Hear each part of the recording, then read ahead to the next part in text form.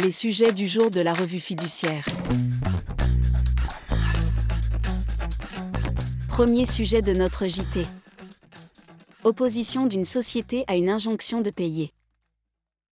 Pour recouvrer 7 700 € de factures impayées, un fournisseur obtient du président du tribunal de commerce une ordonnance portant injonction de payer.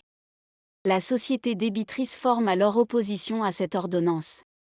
Cependant, l'opposition est signée par une personne qui ne sera désignée gérant de la société que postérieurement à l'expiration du délai légal d'1 mois pour former opposition. Pour couvrir cette irrégularité, la société fournit, par la suite, un pouvoir antérieur à l'expiration du délai. Dans ce document, le gérant de l'époque donne à celui qui a effectué l'opposition le pouvoir de réaliser cette formalité.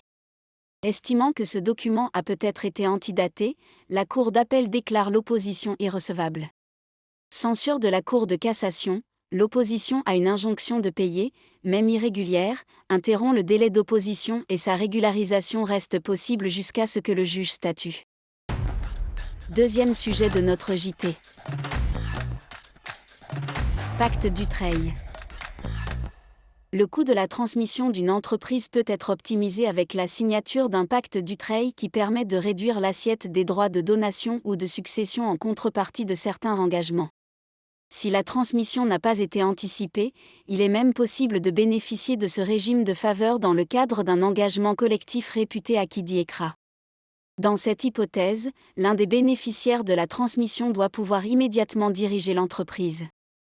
En effet, comme vient de le rappeler une décision récente, il faut que pendant les 3 années qui suivent la transmission l'un des héritiers, donataire ou légataire exerce effectivement dans la société son activité principale si celle-ci est une société de personnes ou l'une des fonctions éligibles s'il s'agit d'une société soumise à l'IS.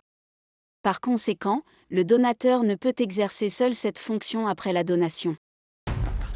Troisième sujet de notre JT. Indiquer les jours RTT sur le bulletin de paye. Un salarié avait pris acte de la rupture de son contrat de travail. Il reprochait notamment à son employeur de ne pas lui avoir payé ses nombreuses heures supplémentaires. Il lui réclamait un rappel de salaire lié à 76,89 jours de réduction du temps de travail.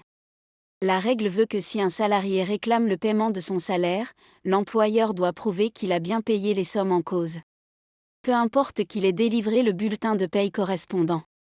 Que le salarié ait accepté sans protestation ni réserve un bulletin de paye ne crée d'ailleurs pas de présomption de paiement des sommes réclamées.